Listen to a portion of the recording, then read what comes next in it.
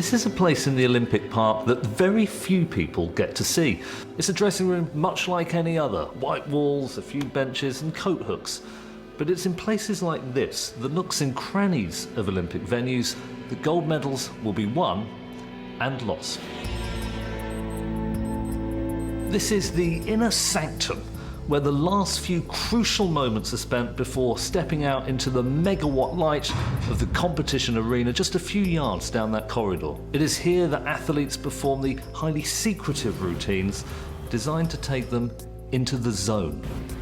Here you will see some truly bizarre things. Some athletes in half trances pacing from foot to foot, others with their eyes closed, visualizing optimum performance.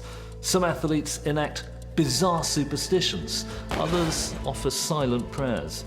In many ways, this is one of the most surreal places in sport, but also perhaps one of the most fascinating. Often the final few moments before competition are highly solitary. You're alone with your thoughts or perhaps your demons. But in many sports, solitude is impossible.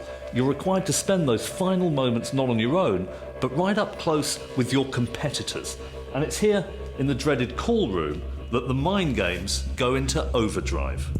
From my perspective, these are the 7 guys that I've got to do battle against, that are trying, standing in my way to achieving my objective of a gold medal.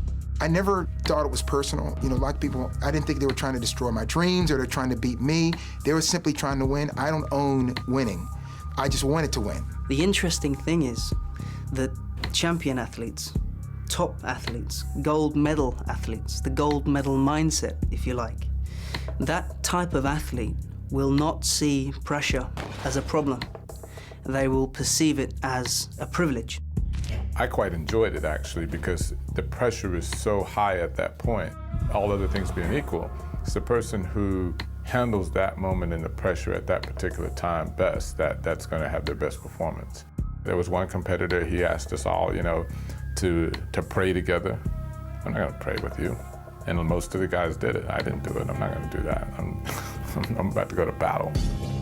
The brutal irony of elite sport is that however good you are, however many sacrifices you've made, it all counts for nothing if you can't deliver when it really matters.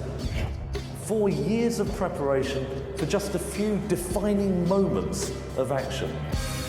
This is, in many ways, the ultimate sliding doors moment.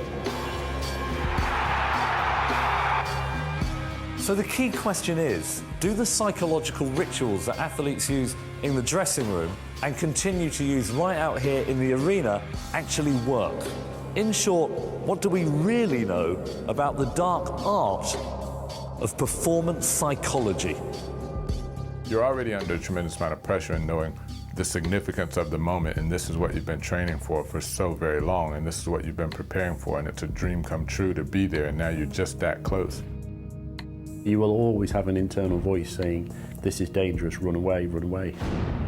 A psychologist would always say you control the controllables.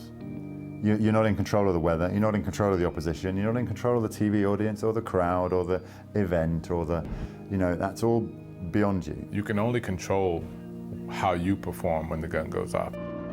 You narrow it all the way down to something incredibly simple.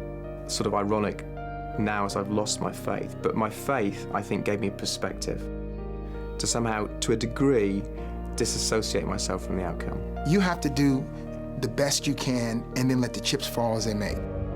I can only be as good as I can be, and when I've crossed the line, I'll see what that got me. It's a very calming, focusing, and quite inspiring thought. Performance psychology is, to a large extent, about the elimination of doubt. In many circumstances, doubt is a rather sensible thing. If someone's trying to flog you an insurance policy, it makes sense to doubt whether what they are saying is true. But in sport, doubt is catastrophic. If you don't believe you're going to nail a forehand or score a penalty, you're almost certain to miss. That's why visualizing a brilliant performance is so important. It can help to eliminate doubt. Superstitions can do the same kind of thing. They provide reassurance and boost self-belief. Superstition is a very interesting phenomenon, particularly in the world of sports psychology, because what we're actually saying is thoughts become things, and what we think affects the way we feel, and the way we feel ultimately affects the way that we behave, and ultimately in the sporting context, perform. A similar kind of thing happens in the field of medicine. A sugar pill with no pharmacology whatsoever can have incredible effects, reducing pain and anxiety, even eliminating nausea, so long as you believe it will. As Jonathan Edwards put it in a slightly different context, any belief can have astonishingly powerful effects, providing it is held with sufficient conviction. Maybe that's the key here, is you need to find something that works for you. Every athlete is an individual, and you can take out the training manual, you can take out the sports psychology book, and you can say, well, Michael Johnson did this, and Carl Lewis did this, and Muhammad Ali did this, and you can go on and on through the greats, but none of them are who you are, and you have to find your own way. Delivering under pressure is a rather brutal thing, but also a profoundly subjective one. Many athletes are overcome with nerves, others are afflicted with terrible self-doubt.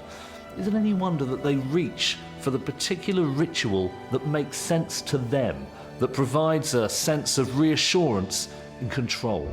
Prayer, superstition, visualization, take your pick. What is certain is that that minute difference between victory and defeat on the biggest stage of all is often to be found not in skill or effort, but in the recesses of the mind.